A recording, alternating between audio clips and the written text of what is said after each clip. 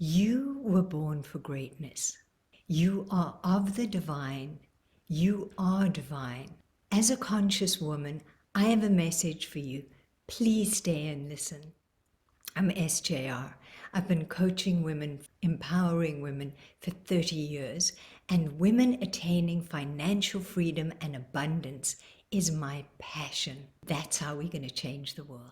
Last Tuesday, I did a video and I started to talk about a particular project and a huge opportunity for abundance to manifest in your life in 2022. Check it out over here. There's some exciting news about to happen about a project that I talked about then called Women Unite NFTs. And I explained in that video a little bit about NFTs. Please check it out. I am devoted to women's empowerment, and that has to include financial empowerment. We have to be able to support ourselves. We have to be able to know that we can give ourselves a quality of life. We have to be able to make our own decisions. It breaks my heart, the women who are stuck in abusive marriages or stuck in a relationship and they're miserable, but they're not sure how they'll feed their children, or the sex slave trade, or the sweat houses, all of it. We get to consciously vote with our money, conscious wealth. I want to read you something that I wrote in support of this project. So stay right with me, okay? There is something so beautiful about a woman being unapologetically herself, comfortable in her skin, at home in her body. There is something so beautiful about a woman being unapologetically herself, comfortable in her skin, at home in her body, permanently imperfect, essentially, authentically, truly free. #raw. It takes courage. Maya Angelou said, "One isn't necessarily born with courage, but one is born with potential. Without courage, we cannot practice any other virtue with consistency." Without courage, there can be no vulnerability. Without courage, there can be no vulnerability. Without vulnerability, there can be no courage. It takes courage to learn from the past, but not hold yourself hostage to it or get stuck there. It takes courage, enormous courage, to forgive yourself. It takes courage to suspend disbelief, to hold to faith from the heart. It takes courage to be with yourself just as you are right now. It takes courage to tolerate your ambivalence. What does that mean? It means sometimes we're angry and we love. The one doesn't negate the other. It takes courage to tolerate ambivalence. It takes tremendous courage to let go of judgment and replace it with curiosity. And it takes enormous courage to embrace uncertainty. It takes courage to lead with heart rather than with assumptions. That means we need to be open and receptive and put aside all our preconceived notions. It takes courage to inquire, to express yourself, to communicate, to share your truth.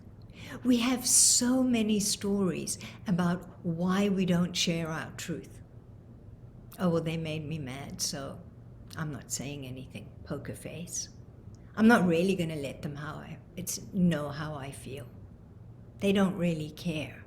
We go back to vulnerability. It takes courage to lead with heart rather than with assumptions. It takes courage to express yourself, to communicate, to share your truth. Not as the truth, as my truth. To be radically honest and radically transparent.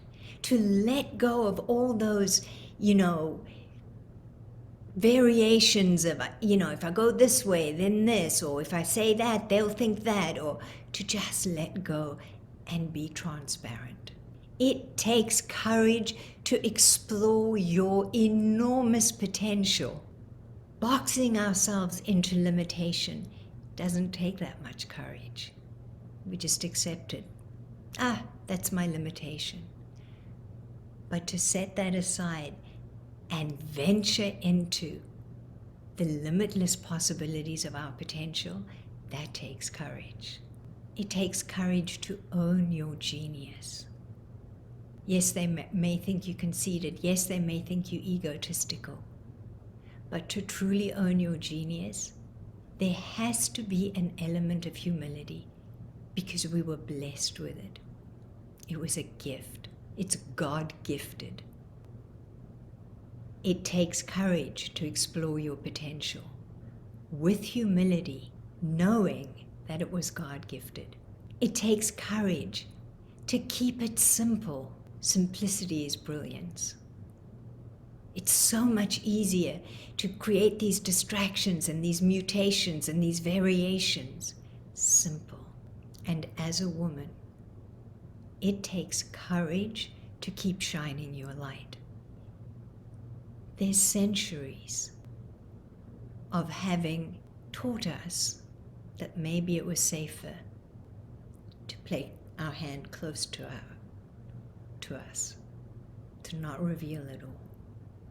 It takes courage to say yes, and it takes courage to say no.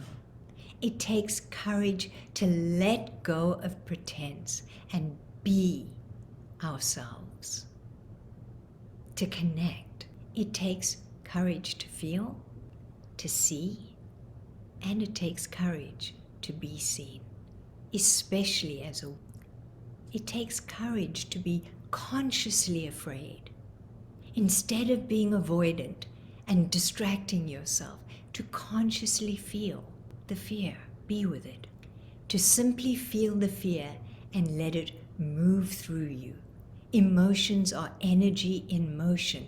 They need to move through you, through us.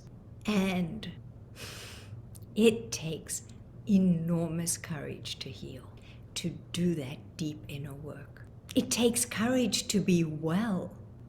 We don't have to be sick to get well. We can be well. It takes huge courage to let go of right and wrong, of all the duality. And I'm not talking about the duality that's inherent in the universe. I'm talking about our duality. They're a good person, they bad, they did that, that's good, that's bad. I did this, I'm wrong. I ate that was bad, that was good. That duality. To live, to be fully alive, to allow life to flow through you, to express itself through you, unimpeded. Why is being vulnerable so courageous? Because it reveals our authenticity, which reveals our imperfections. We're human. Nonetheless, we quietly look at fear and reveal our truth, our shared humanity. We all share it, every one of us, imperfect by definition. Social media has pretty much whitewashed that, made it possible to appear perfect. But we connect in our imperfections. But you think, I may get hurt. You'll get hurt anyway. I may be judged. We're so scared of people's judgments. Guess what? You'll be judged anyway. I may be rejected. There'll be those who reject you anyway. Maybe I'll be humiliated. Only we can buy into that fake truth. If we don't, somewhere inside of us, agree with what they're saying, why will we be humiliated? We can't protect ourselves from pain, try as we might. But we can have courage and surrender to our higher selves, to our truth, to God. God is the universe, whatever name you choose. The opposite of courage in our society is not cowardice, it's conformity. Rollo May. That's profound. This is what it is to be a radically aligned woman, to be raw, understanding that together we rise, shining our light, raising consciousness on the planet. This is the new divine feminine. This is why I love the project, Women Unite NFTs, bringing us together across the divide. It takes courage, and together we can. I love you. Namaste.